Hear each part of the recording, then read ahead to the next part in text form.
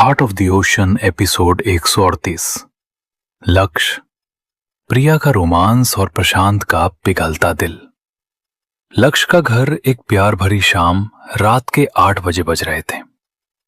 लक्ष्य जब अपने घर पहुंचा तो वो बुरी तरह थक चुका था।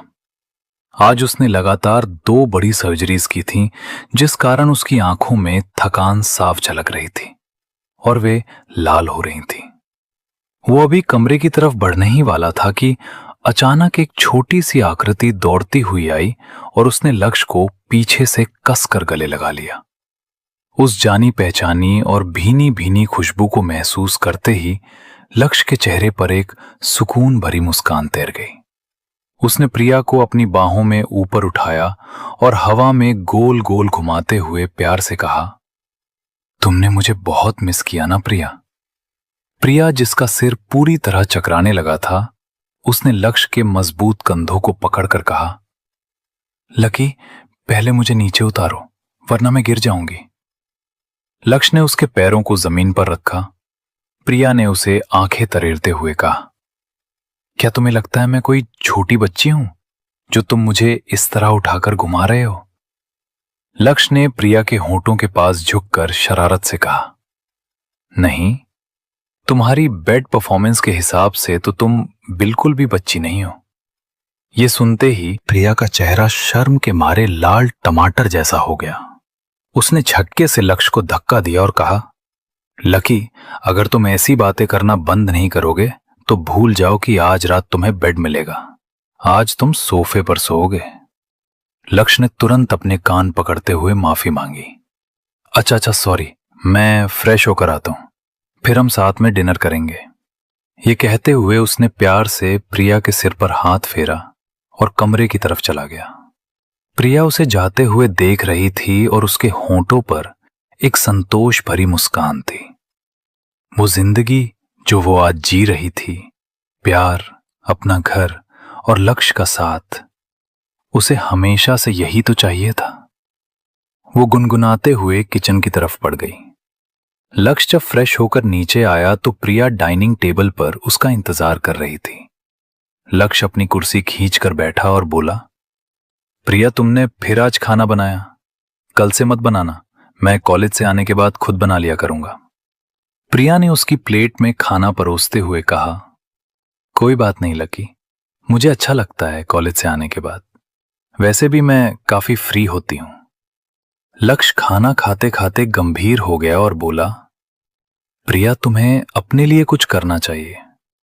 खाली घर में रहने से बेहतर है कि तुम अपने सपनों को समय दो। प्रिया ने अपनी नजरें झुकाकर कहा, क्या करना चाहिए? लक्ष्य ने चम्मच साइड में रखा और बोला, तुम हमेशा से क्या करना चाहती थी प्रिया? प्रिया उदास हो गई। उसने धीमी आवाज में कहा, वो सिर्फ एक सपना था लकी, और अब मैंने उसे पीछे छोड़ दिया है। लक्ष्य ने उसका हाथ थाम लिया और दृढ़ता से कहा, नहीं, मैं चाहता हूं कि तुम उसे पूरा करो। तुम एक राइटर बनना चाहती थी, अपनी कहानियों को पर्दे पर देखना चाहती थी। मुझे आज भी याद है तुमने मुझे पहली स्क्रिप्ट दिखाई थी, वो कितनी शानदार थी। उस वक्त तुम्हारी आंखों में जो चमक थी, वही चमक मुझे फिर से देखनी है। प्रिया की आंखों में आंसू छलक आए। वो सपना जिसे उसने सालों पहले दफना दिया था, लक्ष्य उसे आज हकीकत में बदलना चाहता था। खाना खत्म होने के बाद प्रिया जैसे ही कमरे की तरफ जा रही थी, लक्ष्य ने अचानक उसे फिर से गोद में उठाया और शरारत से बोला, अब मैं तुम्हारी लाइफ में इतनी मदद करने वाला हूं तो उस खुशी में मुझे गिफ्ट तो मिलना ही चाहिए ना। प्रिया समझ गई कि वो क्या कह रहा है। इससे पहले कि वो मना कर पाती, लक्ष्य उसे लेकर सीधे वॉशरूम में पहुंच गया। उसने शावर चालू किया और ठंडे पानी की बौछारों के बीच दोनों एक दूसरे के प्यार में खो गए। जंगल वाला घर, प्रशांत का बदला हुआ रूप। उधर जंगल वाले घर में आरुषि की आंखें खुलीं तो उसने खुद को बेड पर पाया। कमरा अंधेरे में डूबा हुआ था। वो सोचने लगी कि आखिर वो कॉरिडोर में चलते चलते बेहोश कैसे हो गई थी। उसे कुछ याद नहीं था। वो जैसे ही उठने की कोशिश करने लगी, उसे महसूस हुआ कि किसी ने उसे मजबूती से अपनी बाहों में जकड़ रखा है। उसके हिलने पर सामने वाले इंसान ने उसे और कसकर पकड़ लिया। आरुषि ने डरते हुए अपना सिर ऊपर उठाया और चांद की रोशनी में उस चेहरे को देखा। प्रशांत सो रहा था और वो बेहद हैंडसम और चार्मिंग लग रहा था। दिन भर उसके चेहरे पर जो डरावना और खौफनाक ऑरा रहता था, वो इस समय गायब था। वो किसी मासूम बच्चे की तरह लग रहा था, जो अपना सबसे प्यारा खिलौना पकड़कर सो रहा हो। आरुषि ने बहुत ही धीमी आवाज में कहा, प्रशांत। उसकी आवाज हवा के एक हल्के झोंके जैसी थी, पर प्रशांत ने उसे सुन लिया। आरुषि के मुंह से अपना नाम सुनना उसे अजीब सी सुकून दे गया। उसने अपनी नींद भरी आंखों से आरुषि के सुंदर चेहरे को देखा और उसके बिखरे हुए बालों को कान के पीछे करते हुए बेहद कोमलता से पूछा, तुम उठ गई क्या? अभी भी दर्द हो रहा है? आरुषि ने कंफ्यूज होकर उसकी तरफ देखा। प्रशांत का यह सौम्य रूप देखकर वो हैरान थी। आरुषि का वो मासूम चेहरा देखकर न जाने प्रशांत को क्या हुआ। उसने बिना सोचे उसके माथे पर एक प्यार भरी किस की और कहा, तुमने मुझे बुरी तरह डरा दिया था आरुषि। इस तरह कोई बेहोश होता है भला? प्रशांत की केयर और आरुषि का बदलता दिल, दर्द की चीख और प्रशांत की घबराहट। अगर तुम्हें सुबह चोट लगी थी तो तुम्हें पहले वो दवाई लगानी चाहिए थी ना? प्रशांत की इन भारी बातों को सुनकर आरुषि को अचानक याद आया कि कॉरिडोर में चलते समय उसके पैरों में कितना भयानक दर्द हो रहा था। उसने अनजाने में ही बेड पर अपने पैर को थोड़ा मूव करने की कोशिश की, पर जैसे ही उसने पैर हिलाया, घाव में एक तेज कसक उठी और उसके मुंह से तड़प कर एक चीख निकल गई। उसकी वो दर्द भरी आवाज सुनते ही प्रशांत ने घबराकर तुरंत उसे अपनी बाहों से आजाद किया। उसने बिजली की फुर्ती से उठकर कमरे की लाइट ऑन की और बेड के पास आकर झटके से ब्लैंकेट को हटा दिया। वो आरुषि के पैरों के पास बैठ गया।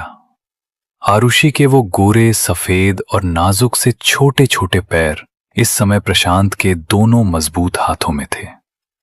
उसने ध्यान से चेक किया तो पट्टी पर हल्के से ताजा खून के दाग उभर आए थे, जो आरुषि के पैर हिलाने की वजह से फिर से रिसने लगे थे। प्रशांत ने अपनी गहरी आंखों से गुस्से और फिक्र के साथ उसे घूरा और कड़क आवाज में कहा, खबरदार जो दोबारा अपना पैर हिलाने की जुर्रत भी की तो देखो फिर से खून बहना शुरू हो गया है। यह कहते हुए प्रशांत की नजर ऊपर उठी तो उसने देखा कि इस आपाधापी में आरुषि का टॉप थोड़ा ऊपर खिसक गया था, जिससे उसकी पतली और नाजुक कमर साफ दिख रही थी। उसका पजामा भी नीचे से थोड़ा ऊपर चढ़ा हुआ था, जिससे प्रशांत के हाथों में थमे उसके पैर बहुत ही मासूम और छोटे लग रहे थे। प्रशांत सम्मोहित सा उसकी पूरी बॉडी को एकटक देख रहा था, जिससे आरुषि अंदर ही अंदर बेहद अनकंफर्टेबल महसूस करने लगी। उसने झेंपते हुए साइड में पड़े ब्लैंकेट को अपनी तरफ खींचा और खुद को ऊपर तक कवर करते हुए दबी आवाज में कहा, मैं ठीक हूं। पट्टी का बदलना और आरुषि का अनकहा एहसास, तभी प्रशांत अचानक अपने होश में वापस आया। उसने गहरी सांस ली, उठकर साइड टेबल पर रखे मेडिकल किट को उठाया और आरुषि के पास बैठ गया। वो बहुत ही नरमी से उसकी पुरानी पट्टी खोलकर उस पर दवा लगाने लगा और नई पट्टी बांधने लगा। पट्टी बदलते समय उसने देखा कि आरुषि का घाव अभी भी वैसा ही गहरा था और बिल्कुल सूखा नहीं था। यह देखकर उसकी आंखें गहरी और गंभीर हो गईं। उसने चिंता भरी आवाज में पूछा, क्या तुम्हारे जख्म जल्दी ठीक नहीं होते? आरुषि, जो अपने पैरों को प्रशांत के हाथों में देखकर पहले ही घबरा रही थी, उसने अपनी पलकें झुकाकर बहुत ही मासूमियत से कहा, हाँ, उन्हें ठीक होने में थोड़ा समय लगता है। बचपन से ही मेरे साथ ऐसा है। प्रशांत ने आगे कुछ नहीं कहा। उसने बहुत ही सलीके से पट्टी बदली और आरुषि को फिर से ब्लैंकेट से अच्छे से कवर कर दिया। इसके बाद वो बिना कुछ बोले उठा और कमरे के बाहर चला गया। आरुषि कमरे के बंद दरवाजे को एकटक देखती रही। उसे प्रशांत की ये निश्चल केयर अंदर तक बहुत अच्छी लग रही थी। उसका दिल इस समय कह रहा था कि वो हमेशा हमेशा के लिए इसी तरह प्रशांत के पास ही रुक जाए। पर जैसे ही ये ख्याल उसके दिमाग से गुजरा, उसका पूरा शरीर डर के मारे कांप उठा। वो कड़वी हकीकत जानती थी कि वो प्रशांत की जिंदगी में कोई मायने नहीं रखती। वो तो उसके लिए सिर्फ एक खिलौना है जिसे उसने भारी रकम देकर बाजार से खरीदा है। पर दूसरी तरफ प्रशांत दिल का एक बेहद अच्छा इंसान था, जिसने इतने दिन साथ रखने के बाद भी कभी उसके साथ कोई जबरदस्ती या गलत काम नहीं किया था।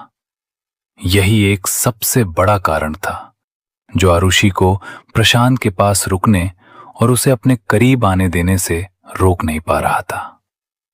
एक ही थाल में खाना और सोफे का सस्पेंस। थोड़ी देर बाद प्रशांत अपने हाथ में एक फूड ट्रे लेकर कमरे के अंदर वापस आया।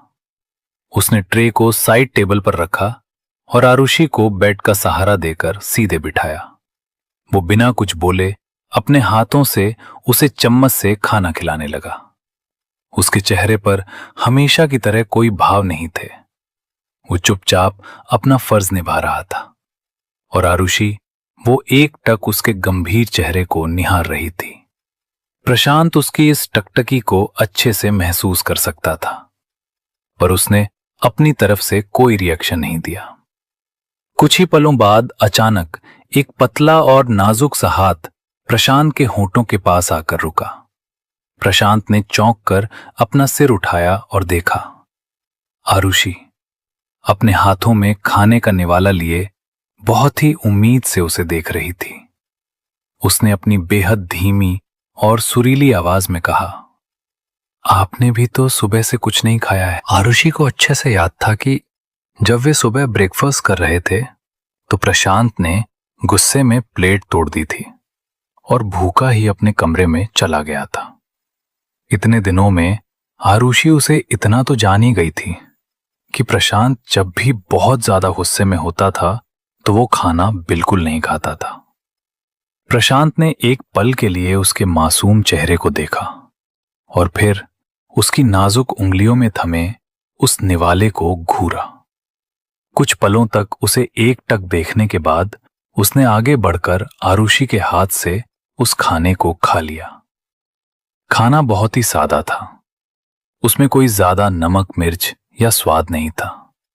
फिर भी प्रशांत को वो अपनी लाइफ का सबसे टेस्टी खाना लग रहा था। इस समय उसका फौलादी दिल एक अनजानी गर्माहट को महसूस कर रहा था, जो उसे सिर्फ और सिर्फ आरुषि के पास होने से मिल रही थी। खाना खत्म हो जाने के बाद प्रशांत ने उसे उसकी दवाइयां दी और उसे दोबारा ब्लैंकेट से अच्छी तरह कवर करते हुए कहा, अब चुपचाप सो जाओ। अगर तुम्हें रात में वॉशरूम जाना हो या किसी भी चीज की जरूरत हो तो मुझे आवाज दे देना, मैं यहीं पर हूं। आरुषि ने देखा कि प्रशांत अपना तकिया उठाकर कमरे के कोने में रखे सोफे की तरफ बढ़ रहा था। उसने तुरंत अपना छोटा सा चेहरा कंबल के बाहर निकाला और हिचकिचाते हुए कहा, वो सोफा बहुत छोटा है प्रशांत। रुक गया। उसने मुड़कर अपनी एक आईब्रो उठाई और बड़े कौतूहल से उसे देखने लगा। आरुषि का चेहरा इस समय शर्म के मारे पूरी तरह लाल हो चुका था। उसने अपनी आवाज को थोड़ा संभालते हुए फिर कहा, आप उस सोफे पर फिट नहीं आएंगे। आपकी हाइट बहुत ज्यादा है। आपको रात भर बहुत परेशानी होगी। देखा जाए तो वो प्रशांत का अपना आलीशान घर था और वो राजा की तिस्पैरिटी कहीं भी सो सकता था।